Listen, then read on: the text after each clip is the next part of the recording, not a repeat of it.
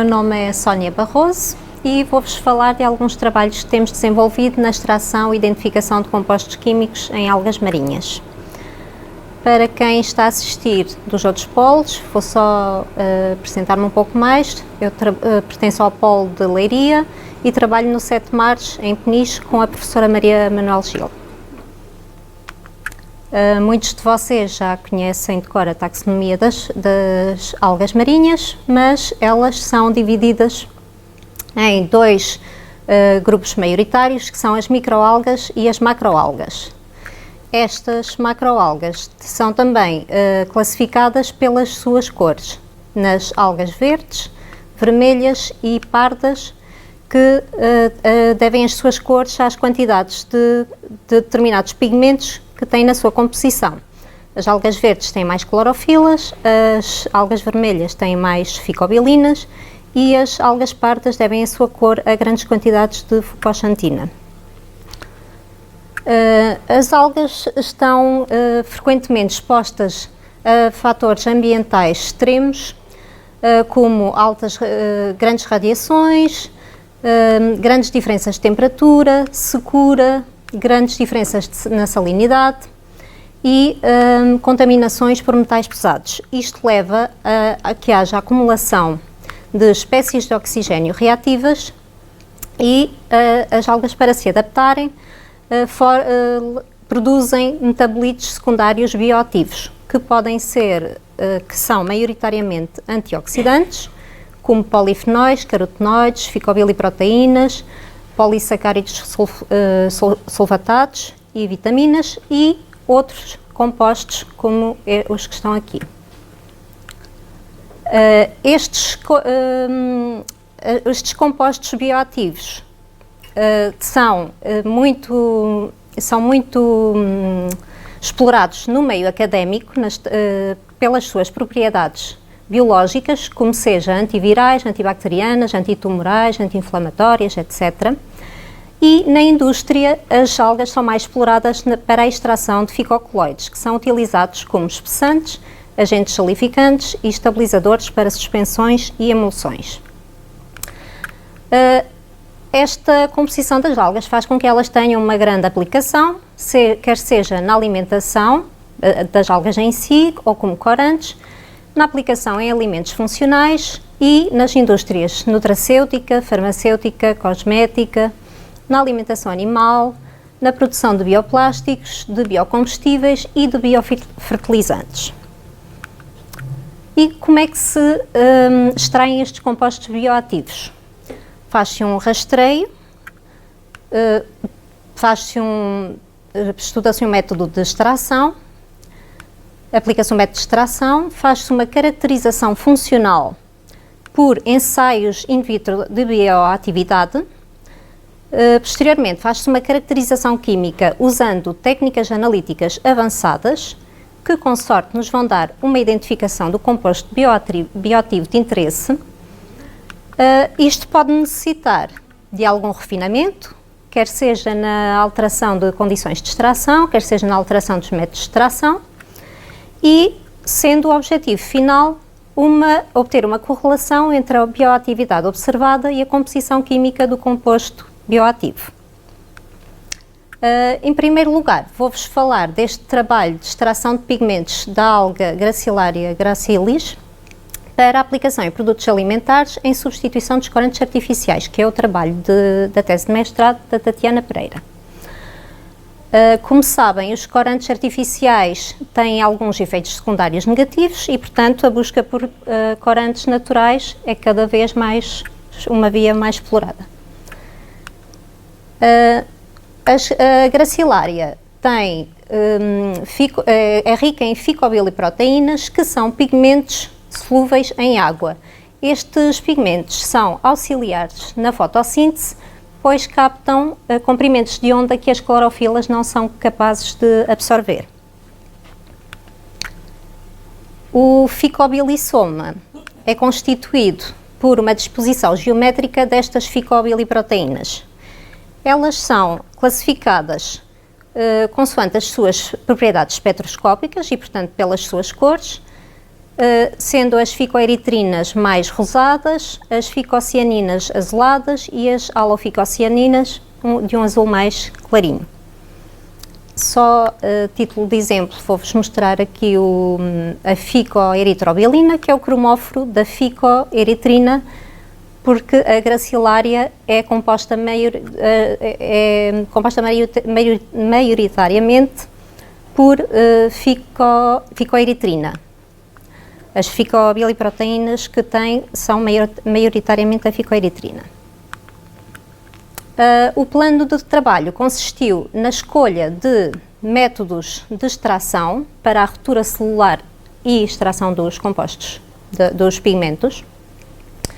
Escolheu-se a maceração, o banho de ultrassons, secador e congelamento-descongelamento.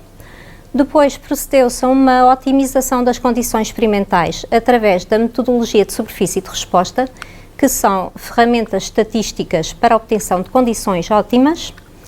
Depois fez-se a extração das ficobiliproteínas usando essas condições ótimas obtidas. Posteriormente, fez-se a purificação do pigmento e a aplicação no produto alimentar será o objetivo final.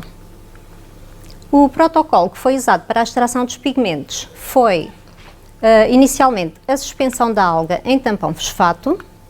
Depois, há um tempo de contacto da alga com o tampão a que chamamos homogeneização.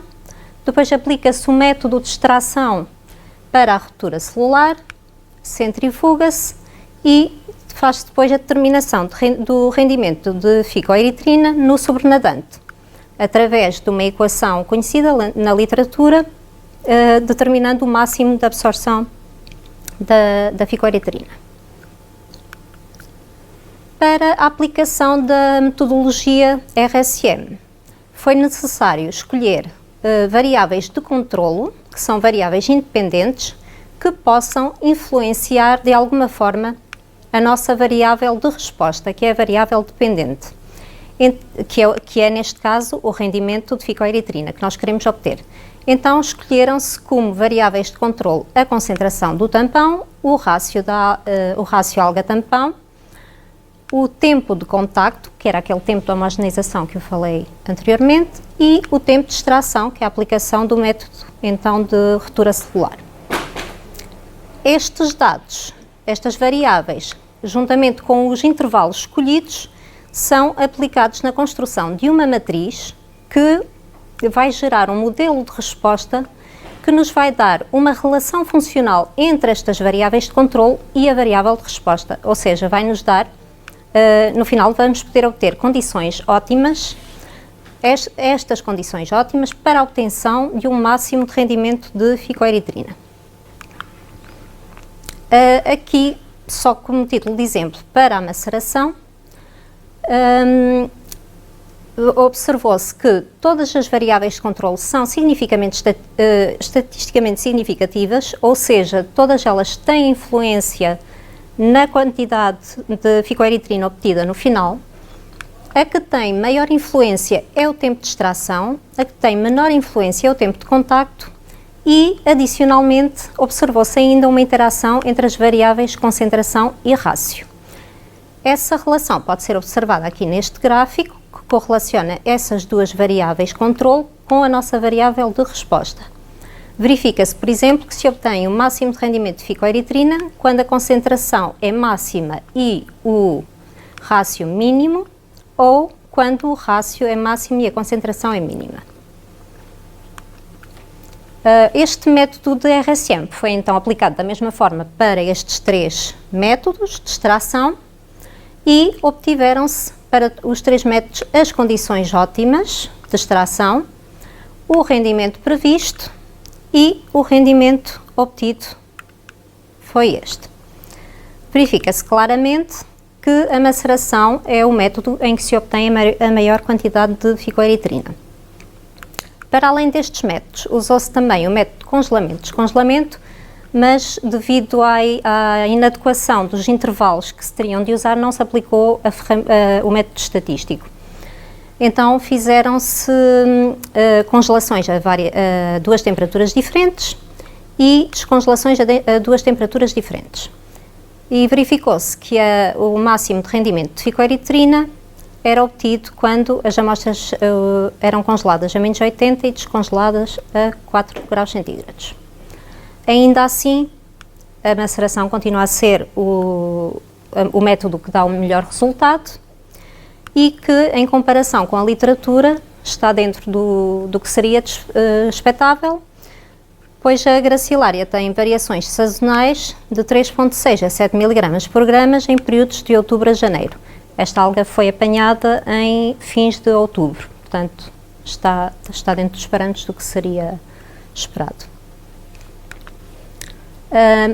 Visto que o objetivo deste trabalho é a aplicação do pigmento em alimentos, fez-se também um estudo de estabilidade dos extratos para analisar o comportamento do pigmento a várias temperaturas diferentes e a diferentes pHs. A monitorização foi feita da mesma forma, por forma espectroscópica, da quantidade de ficoeritrina, e fez-se o estudo durante 10 dias. No congelamento fez-se mais tempo, mas ainda não está completo, mas vou já mostrar os dados que já temos. Para as outras temperaturas já está completo. Portanto, chegamos à conclusão que a ficoeritrina, o pigmento se mantém mais estável a menos 20 graus centígrados, portanto congelado, ou a 4 graus centígrados, ou seja, no frigorífico, e a pHs neutros. Em relação à purificação do pigmento, primeiro fez-se a precipitação com sulfato de amónio, da proteína, depois centrifugou-se, redissolveu-se o pigmento em tampão e fizeram-se diálises sucessivas até obter uma pureza de acordo com o que pode ser usado em produtos alimentares. O próximo passo será agora a aplicação do pigmento em panquecas, que ainda não foi feito, portanto não vos posso mostrar, mas virá em novos episódios.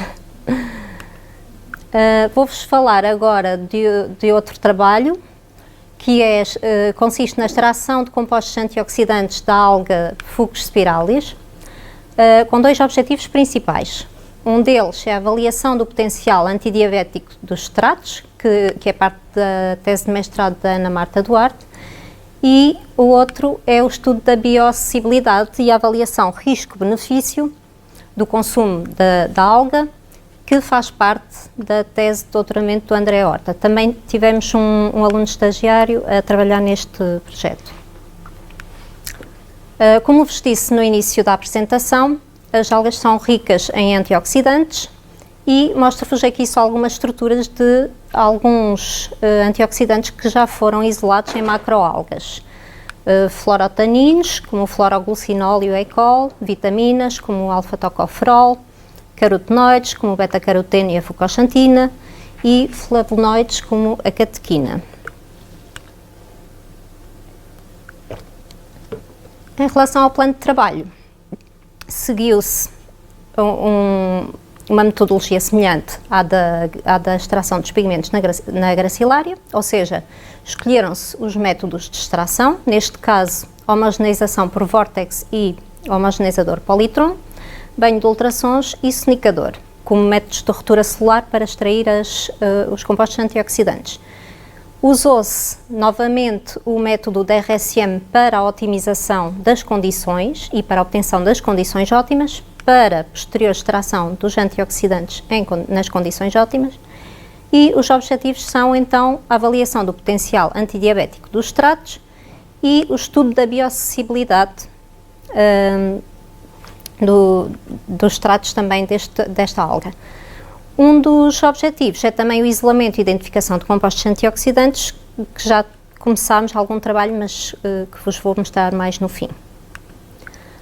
O protocolo que foi usado para a extração dos antioxidantes foi este. Primeiro suspendeu-se a alga em misturas de água e etanol, depois aplicaram-se os métodos de extração dos antioxidantes para a ruptura celular, depois fez-se a filtração e, por fim, avaliou-se a capacidade antioxidante dos extratos usando testes in vitro conhecidos da literatura, como o TPC, o DPPH e o FRAP.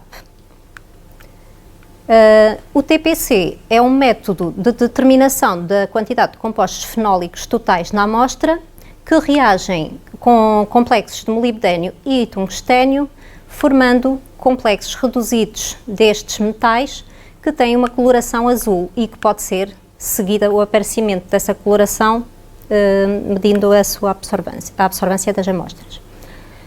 O teste de Frapp tem como base este complexo de ferro 3 de TPZ, que reagindo com os antioxidantes é reduzido e forma igualmente um complexo de ferro 2 reduzido, que também tem uma coloração azul e que pode ser também seguido o aparecimento dessa cor.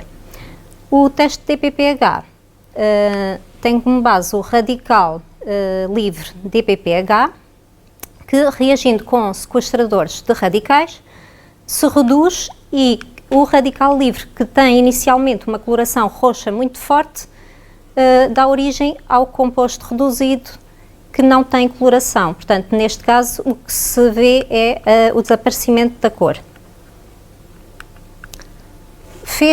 Usou-se novamente a metodologia da RSM.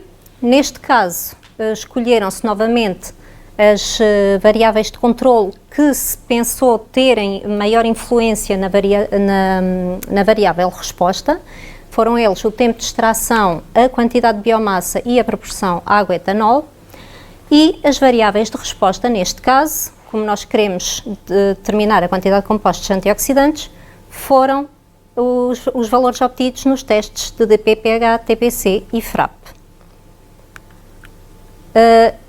A partir da aplicação desta ferramenta estatística, obtiveram-se as condições ótimas para todos os testes e para todos os métodos, e verificou-se que, tanto para o teste de DPPH como o TPC, os melhores resultados foram obtidos aplicando o método de extração Vortex, enquanto que para o Frapp os melhores resultados obtidos foram aplicando o método de extração homogeneizador. Passando agora à avaliação do potencial antidiabético dos extratos, qual é que é o objetivo aqui? O objetivo é a inibição das enzimas digestivas alfa-amilase e alfa-glucosidase, que são as responsáveis pela produção de glicose, da glicose que depois vai ser absorvida. Há alguns fármacos disponíveis no mercado, como por exemplo a carbose, mas estes fármacos têm alguns efeitos negativos, alguns efeitos secundários, e portanto a procura por fontes naturais antidiabéticas é muito interessante, e portanto fomos avaliar o potencial antidiabético dos extratos desta alga, da Fucus spiralis. Fizeram-se testes in vitro de inibição da alfa-amilase e da alfa-glucosidase e observou-se que os extratos inibem. Fizeram-se várias concentrações de extratos e verificou-se a inibição tanto da alfa-amilase como da alfa-glucosidase, mas enquanto no caso da alfa-amilase o extrato inibe qualquer coisa, mas não tanto como a carbose, que foi usada como controle positivo, na alfa-glucosidase o extrato inibiu praticamente 100%, que é um resultado muito promissor. Em relação ao estudo da bioacessibilidade, ainda não temos resultados em si para mostrar, mas o objetivo será fazer uma avaliação do risco versus benefício do consumo de algas, porque se por um lado o seu consumo pode trazer benefícios para a saúde devido à presença de compostos bioativos, também existe um risco biológico por poder ter contaminação, por poder ter a presença de contaminantes. E, portanto, o objetivo é a avaliação da bioacessibilidade e da biodisponibilidade. Como é que se faz isso? A bioacessibilidade corresponde à fração solúvel nas condições do trato gastrointestinal e que está disponível para absorção. Esta avaliação pode ser feita in vitro, fazendo uma simulação do processo digestivo, desde a boca até ao intestino delgado. No final faz-se a análise da fração bioacessível e da fração não bioacessível. A biodisponibilidade corresponde à fração de um nutriente que foi digerido e efetivamente absorvido e que está disponível para as funções metabólicas do organismo. Portanto, estes testes já terão que ser feitos in vivo e serão feitos em colaboração. Por fim, quero só mostrar um pouco do que já se tentou fazer em relação à identificação e isolamento de compostos antioxidantes. Fez-se um fracionamento líquido-líquido para tentativa de isolamento de fluorotaninos. A alga liofilizada foi extraída com uma mistura de água e etanol em proporção 80:20. Depois, este crudo foi submetido a lavagens sucessivas com N-hexano, diclorometano, etanol e acetona e, por fim, extraído com acetato de etilo. Já obtivemos um composto, mas não é tão interessante como gostaríamos. É que apareceram-nos cristais desta fração de manitol. Mas pronto, achei engraçado pôr aqui. Estas frações foram todas avaliadas no seu conteúdo de compostos fenólicos e na capacidade antioxidante, e verificou-se que a fração de acetato de etilo é a que tem realmente o maior conteúdo de compostos fenólicos e é que tem um maior poder antioxidante e que se diferencia bastante das outras frações, e que no teste de DPPH conseguiu-se obter um IC50 de 0,94 microgramas por mililitro, o que é muito bom. Esta fração, como era esperado, já se fez algumas análises preliminares e é efetivamente rica em fluorotaninos. As várias extrações já foram enviadas para análise de ressonância magnética, mas ainda não temos resultados para mostrar. E pronto, é tudo o que eu vos queria falar hoje. Obrigada pela vossa atenção.